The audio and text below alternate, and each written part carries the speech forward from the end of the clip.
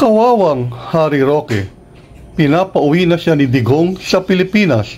Kasi naman, pakialamero sa kaso niya sa ICC, gayong hindi naman daw siya legal counsel nito. Nako naman Harry Roque, masyado ka kasi pakialamero. Ayan, pinapauwi ka na ng beloved President Duterte mo. Ang nais kasi ni Roque, kasuhan ang Dutch government ng extraordinary rendition dahil sa pagdetine kay Digong sa The Hague. Kung kikita mo naman, nandoon ka nga sa The Hague, sa Netherlands, nagtatago ka doon, kinupkup ka nila, nag-file ka pa lang ng application mo for asylum.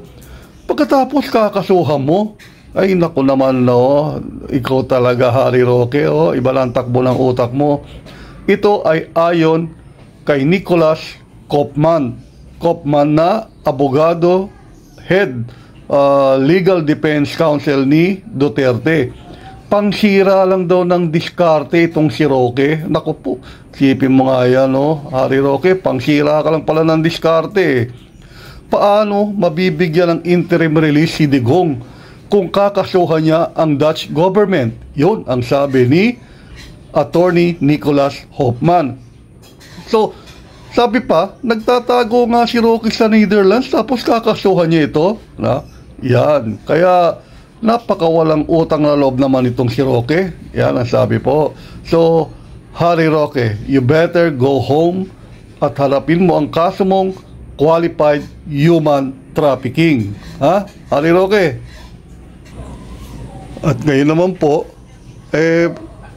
pakinggan naman po natin o basahin natin ang sagot naman ni Attorney Harry Roque sa banat sa kanya ni Attorney Nicholas Koopman.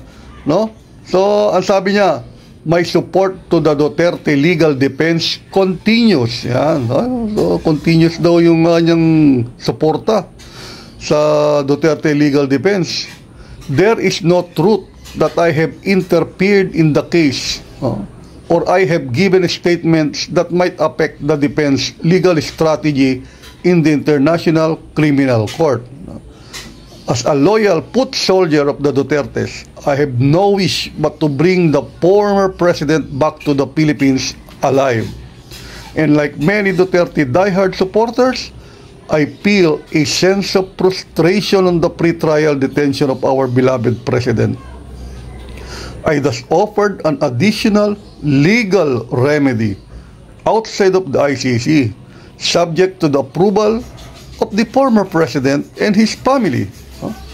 I cannot be blamed for devising remedies to bring former President Duterte home alive. No such idea can be characterized as a crazy scheme.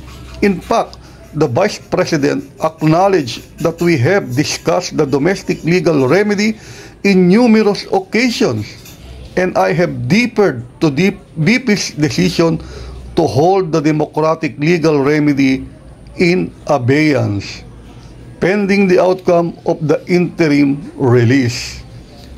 Ad hominem attacks and other forms of character assassination have no place in the legal profession and in any decent society, especially if these are directed against individuals who have not, as I said earlier, interfered in the case. I thus call on Attorney Nicholas Koopman to put an end to this blame game. Blame na raw si Koopman. And simply channel his time and energy to bring the former president home alive, to make the Filipinos the happiest persons on earth. I hope this puts the record straight. Yan po ang sabi ni Attorney Harry Roque. Hindi daw siya nangingialam, kundi gumagawa lang siya ng kaparaanan paano mapapauwi ang kanyang beloved president.